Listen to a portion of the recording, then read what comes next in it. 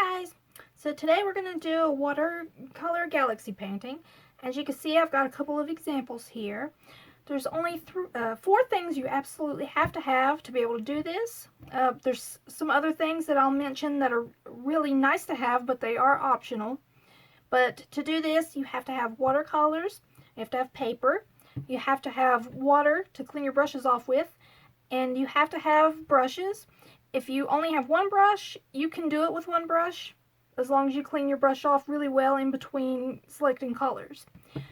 But as far as the optional things, masking tape is really nice to have, a toothbrush, white acrylic paint, black acrylic paint, black marker, and paper towels.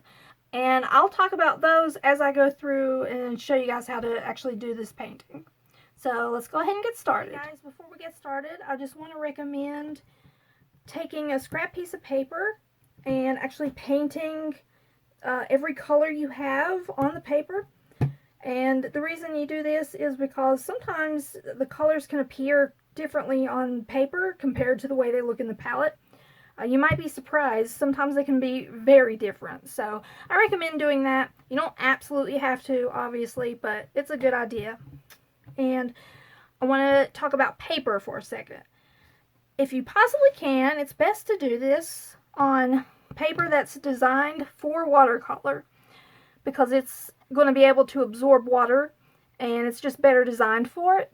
And here's one that I did on watercolor paper. But if you don't have watercolor paper, you can do it on regular paper. This is one I did on regular paper. And as you can see, you can get just as good of a result, but the only difference is that it's not designed to absorb water.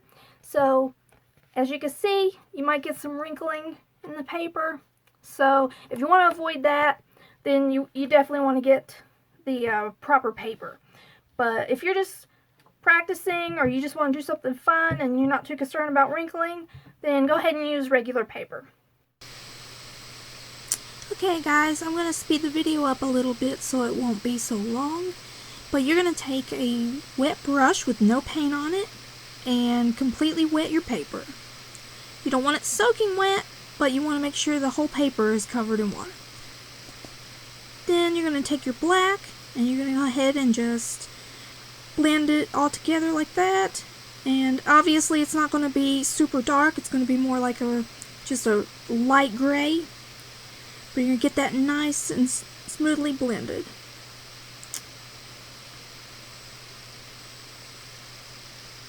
Then you're going to let it dry a little bit, and you're actually going to go back in and add more black. But you're going to leave a little bit of the area in the middle lighter. And then you're going to add more black, as I'm doing now. And you can use the paper towels to absorb any excess water. But it also gives you a really cool pattern that you can't really see too well on the camera, but it makes it look more smoky, which is how galaxies actually look. Now, as you can see, I'm adding some magenta. Personally, I feel like magenta works really well with blue. That's the colors I like to use. And basically, this whole painting is blending. So you don't want any really harsh lines. If you feel like you've added too much pigment, just wet your brush down and go back in and just start smoothing it out. And now I'm adding blue. And as you can see, I've got some areas where it's very thick, very vivid, but I can either go in and blend it out more or absorb it with my paper towel. And basically you're just going to keep doing this until you feel comfortable with it, until you get it at looking the way you want. Now we're going to add stars. So this is where your toothbrush comes in.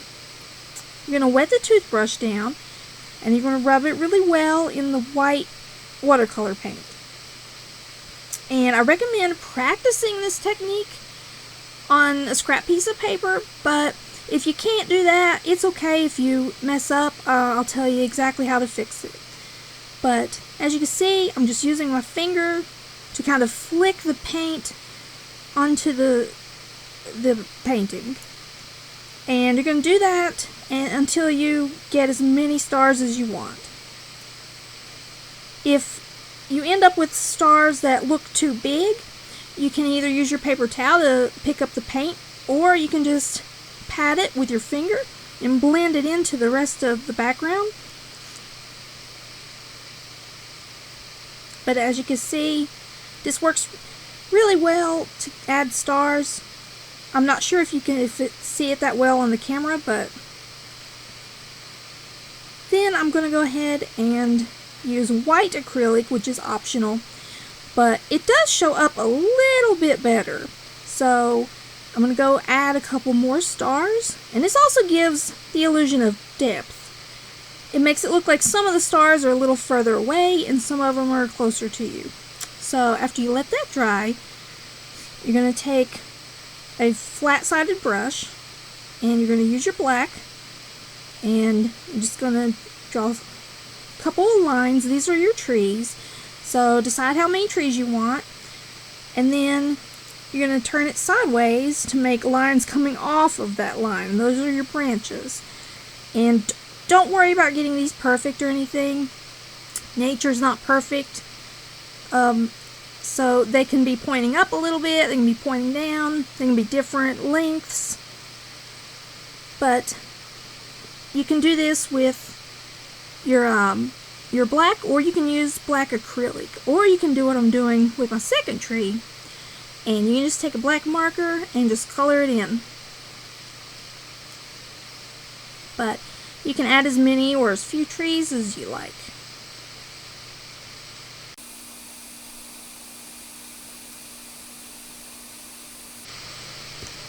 Okay, now we're going to remove our tape, and that was what the masking tape was for. It was to hold it down and also give it a nice border. And we are finished.